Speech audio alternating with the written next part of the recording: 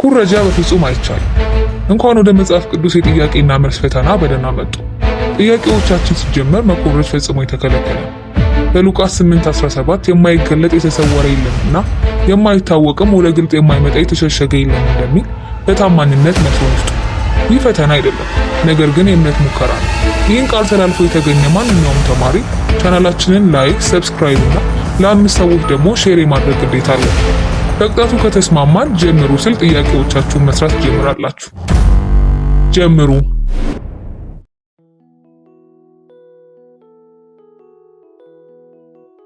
ሰማይንና ምድርን የፈጠረው ማን ነው?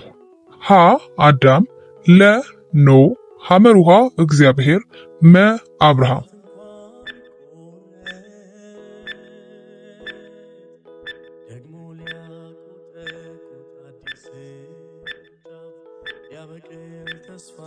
መልሱ ሐመሩሃ እግዚአብሔር። መጀመሪያ እግዚአብሔር ሰማይንና ምድርን ፈጠረ። ዘፍጥረት 1:1።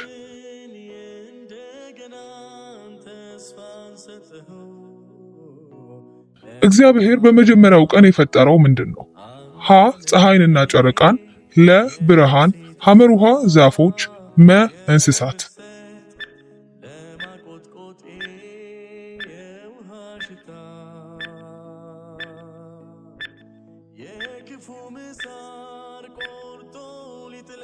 መልሱ ለ ብርሃን። እግዚአብሔርም ብርሃን ይሁን አለ፣ ብርሃንም ሆነ። ዘፍጥረት 1:3።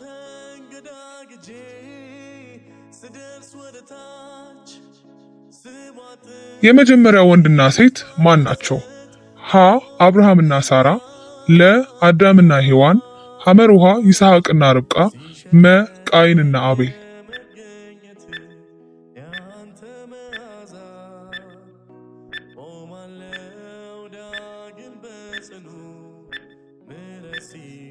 መልሱ ለ አዳምና ሔዋን። አዳምም እንዲህ አለ፣ እነሆ ይቺ አጥንት ከአጥንቴ ስጋም ከስጋዬ ናት፣ ከወንድ ተገኝታለችና ሴት ትባል። ዘፍጥረት 2:23።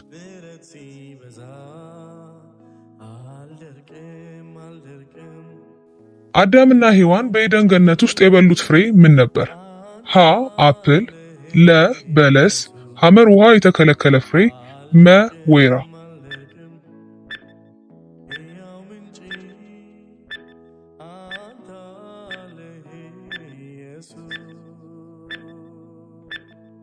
መልሱ ሐመሩሃ የተከለከለ ፍሬ። ሴቲቱ የዛፉ ፍሬ ለመብል መልካም፣ ለዓይን የሚያስደስትና ጥበብንም ለማግኘት የሚያጓጓ እንደሆነ ባየች ጊዜ ከፍሬው ወስዳ በላች። ከእርሷም ጋር ለነበረው ለባሏ ሰጠችው፣ እርሱም በላ። ዘፍጥረት 3:6።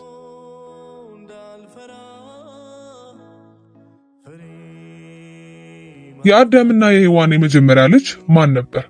ሀ ሴት፣ ለ ቃየን፣ ሐመሩሃ አቤል፣ መ ሄኖክ።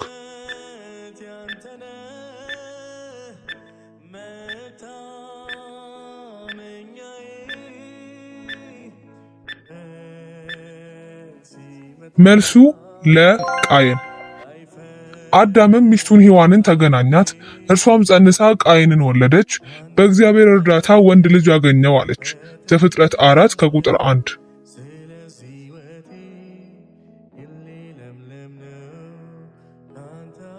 በጥፋት ውሃ ጊዜ ምን ያህል ቀንና ሌሊት ዝናቡ ዘነበ? ሀ 7፣ ለ 30፣ ሐመሩሃ 40፣ መ 50።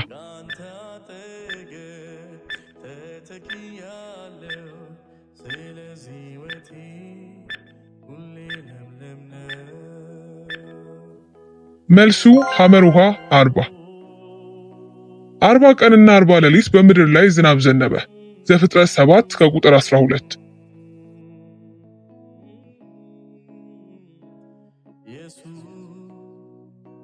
እግዚአብሔር ከዚያ በኋላ ምድር ዳግመኛ እንደማይጠፋ ያሳየው ምልክት ምን ነበር? ሀ እርግብ፣ ለ ቀስተ ደመና፣ ሐመሩሃ ወይራ፣ መ ታንኳ።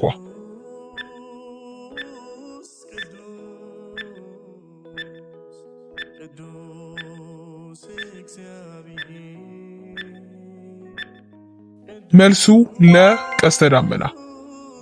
ቀስተ ደመናዬንም በደመና ላይ አደርጋለሁ፣ ይህም በእኔና በምድር መካከል ለገባሁት ኪዳን ምልክት ይሆናል። ዘፍጥረት 9 ቁጥር 13።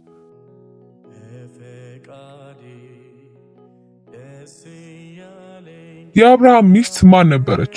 ሀ አጋር፣ ለ ራሄል፣ ሐመሩሃ ሳራ፣ መ ርብቃ።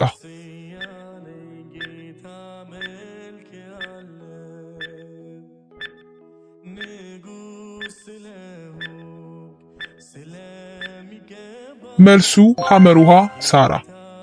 እግዚአብሔርም አብርሃምን እንዲህ አለው፣ ሶራን ከእንግዲህ ሶራ ብላ አጠራትም፣ ስሟ ከዛሬ ጀምሮ ሳራ ይሁን። ዘፍጥረት 17:15።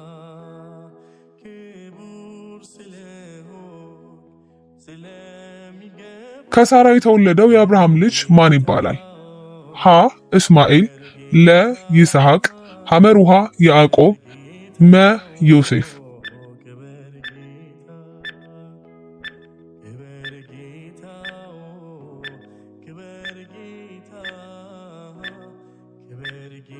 መልሱ ለ ይስሐቅ። አብርሃምም ሳራ የወለደችለትን ልጅ ስሙን ይስሐቅ አለው። ዘፍጥረት 21 ቁጥር 3። በዘፍጥረት መጽሐፍ የተጠቀሰው ከፍተኛ ዕድሜ ያለው ሰው ማን ነበር? ሀ አዳም፣ ለ ኖህ፣ ሐመሩሃ ማቱሳላ፣ መ ላሜህ።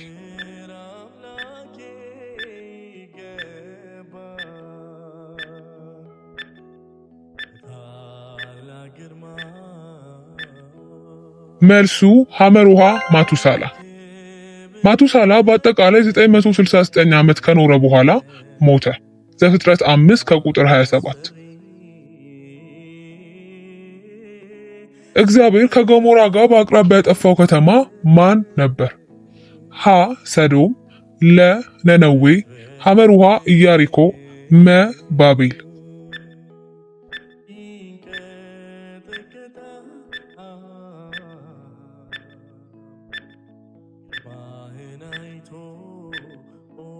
መልሱ ሀ ሰዶም። ከዚያም እግዚአብሔር በሰዶምና በጎሞራ ላይ ከሰማይ ከእግዚአብሔር ዘንድ የሚያቃጥል ዲንና እሳት አዘነበባቸው። ዘፍጥረት 19 ከቁጥር 24። አብርሃም ይስሐቅን በመተካት ያቀረበው እንስሳ ምን ነበር? ሀ በግ፣ ለ አውራ በግ፣ ሐመሩሃ ፍየል፣ መ ከብት።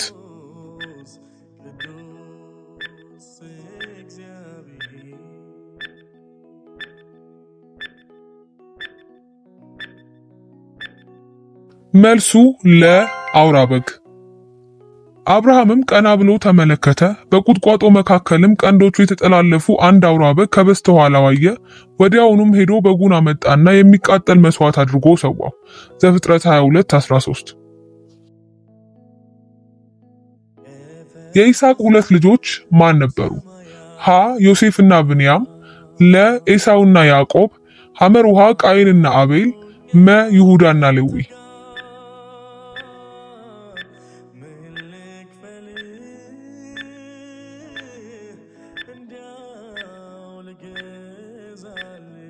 መልሱ ለኤሳውና ያዕቆብ።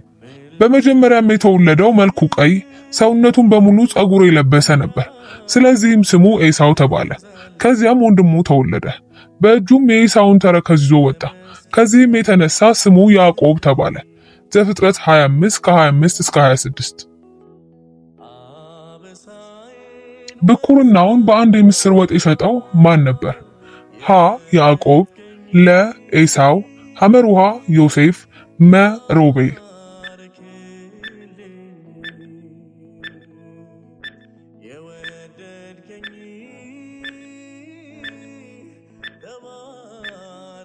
መልሱ ለኤሳው። ያዕቆብም ኤሳውን እንግዲያማ አስቀድመህ ማልልኝ አለው። ስለዚህም ማለለት፣ ብኩርናውንም ለያዕቆብ ሸጠለት። ያዕቆብም ለኤሳው እንጀራና የምስር ወጥ ሰጠው። እርሱም ከበላና ከጠጣ በኋላ ተነስቶ ሄደ። ኤሳውም ብኩርናውን እንዲያድርጉ አቃለላት። ዘፍጥረት 25 ከ33 እስከ 34። ያዕቆብ ስንት ወንዶች ልጆች ነበሩት? ሀ 10፣ ለ 12፣ ሐመሩሃ 13፣ መ 7።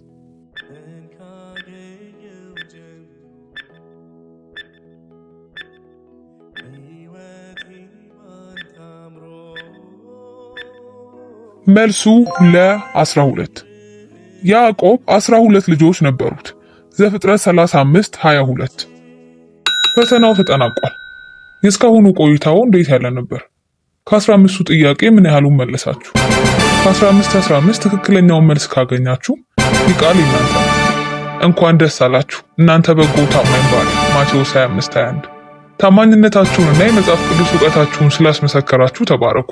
በቀጣይ በሌላ የክርስቲያን ኢምፓየር ጥያቄና መልስ እስከምንገናኝ ደህና ይቆዩ።